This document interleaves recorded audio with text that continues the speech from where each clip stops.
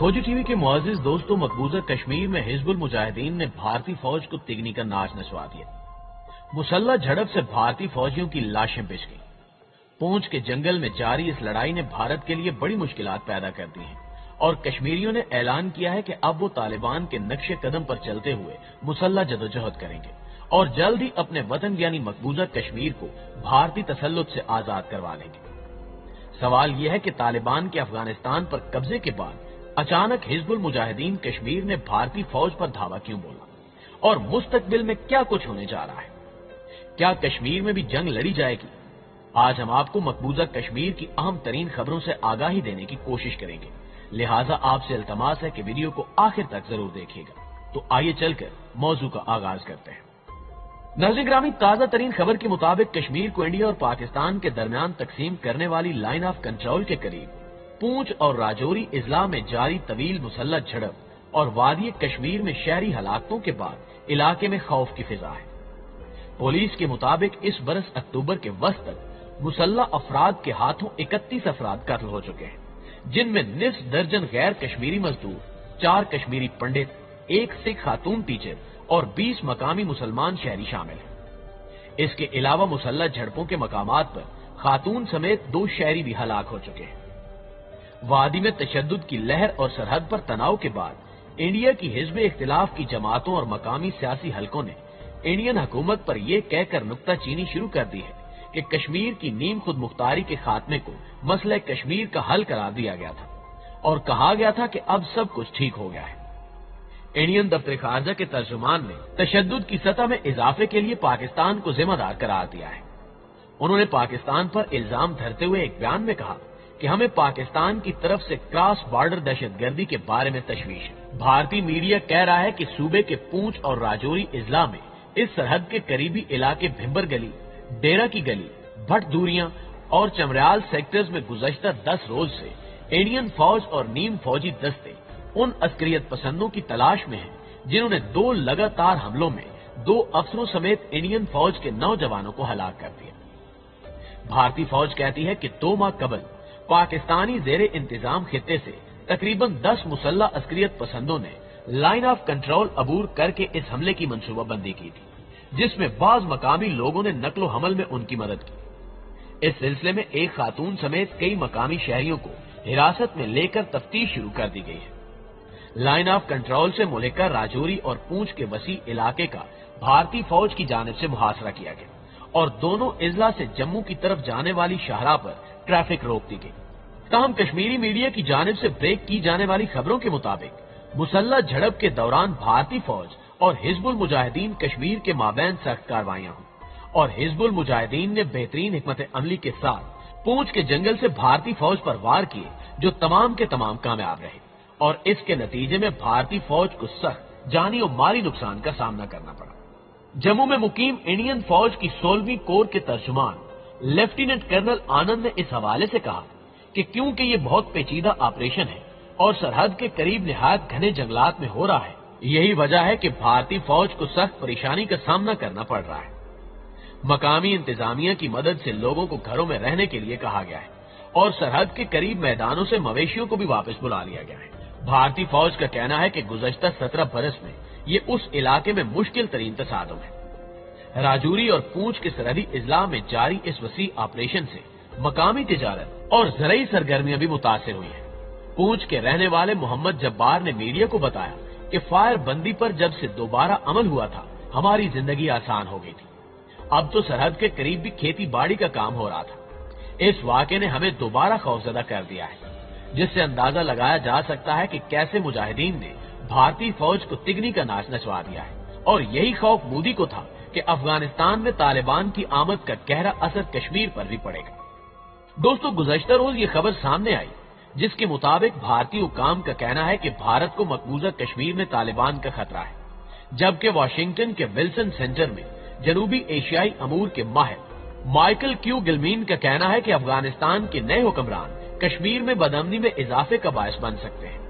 नरेंद्र मोदी ने रवां हफ्ते आलमी रहनुमाओं को तालिबान से मुतल्लिक परेशानी से आगाह करने की तैयारी मुकम्मल करनी है, जबकि भारतीय अफवाज ने कश्मीरी मुजाहिदीन के खिलाफ कार्रवाइयां तेज कर दी हैं। افغانستان میں طالبان کے اقتدار میں آنے کے بعد سے پاک بھارت سیز فائر لائن کے قریب کارروائیوں میں تیزی دیکھنے میں آئی ہے اور اب تک 40 کے قریب افراد اپنی جانوں سے ہاتھ دھو بیٹھے ہیں۔ بھارت نے اب تک کھل کر اس تشدد کی ذمہ داری طالبان پر نہیں ڈالی۔ مودی نے چند روز قبل G20 کانفرنس میں کہا کہ افغانستان کو شدت پسندوں اور دہشت گردوں کے محفوظ ٹھکانے بننے سے بچانے کے لیے عالمی سطح پر کوششیں کرنا ہوگی۔ ماہرین کے مطابق افغانستان میں طالبان کے قبضے کے بعد بہت سی تبدیلیاں آ رہی ہیں۔ انہی تبدیلیوں کے تناظر میں افغانستان میں بننے والی نئی حکومت سے یہ توقع رکھی جا سکتی ہے کہ ایک تو وہ افغان سرزمین کو پاکستان کے خلاف استعمال نہیں ہونے دے گی اور دوسری بات یہ ہے کہ افغانستان آئندہ بھارت کے ہاتھوں میں کھیلنے کی بجائے کشمیری اور بھارتی مسلمانوں پر ہندو شدت پسندوں کی طرف سے روا رکھے جانے والے مظالم سے متعلق ایک واضح اور دو ٹوک موقف اختیار کرے گا، جس سے کشمیری اور بھارتی مسلمانوں کو تقویت ملے گی۔ اس حوالے سے افغان طالبان کے ترجمان سہیل شاہین کا کہنا ہے کہ افغان طالبان مقبوضہ کشمیر کے مسلمانوں کے حق میں آواز بلند کرنے کا حق رکھتے ہیں۔ دوحہ میں میڈیا سے گفتگو کرتے ہوئے سہیل شاہین نے کہا کہ مسلمان ہونے کے ناطے یہ ان کا حق ہے کہ کشمیر، بھارت اور کسی بھی دوسرے ملک میں بسنے والے مسلمانوں کے لیے آواز اٹھائیں۔ ہم اپنی آواز بلند کریں گے اور یہ کہیں گے کہ مسلمان آپ کے اپنے لوگ ہیں، آپ کے اپنے شہری ہیں، آپ کے قانون کے تحت وہ برابری کے حقوق کے مستحق ہیں۔ افغان طالبان کی جانب سے ایسا بیان جاری ہونا یقیناً خوش آئند ہے۔ ان کی کشمیریوں کے حق میں بات کرنے سے جہاں پاکستان کے موقف کو تقویت حاصل ہوگی، وہیں بھارت کو بھی یہ پیغام ملے گا کہ اب کشمیریوں کے حق کے لیے لڑائی میں پاکستان اکیلا نہیں، بلکہ اس سلسلے میں افغانستان بھی اس کے شانہ بشانہ کھڑا ہے۔ اس طرح بین الاقوامی برادری کو بھی طالبان کے کشمیریوں کے حق میں بات کرنے سے یہ پیغام ملے گا کہ خطے میں تب تک امن و امان قائم نہیں ہو سکتا جب تک بھارت اپنے توسیع پسندانہ عزائم ترک کرتے ہوئے کشمیریوں کو اقوام متحدہ اور سلامتی کونسل کی قراردادوں کے مطابق ان کا حق کی خود ارادیت نہیں دے دیتا۔ دوسری جانب chairman Jammu Kashmir liberation front diplomatic bureau Zafar Khan نے کہا کہ کشمیری انصاف اور وقار کے ساتھ امن کا مطالبہ کرتے ہیں۔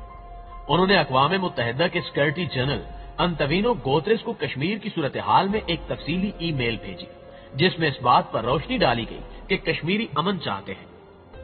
اور در حقیقت کشمیری انصاف اور وقار کے ساتھ امن کا مطالبہ کرتے ہیں۔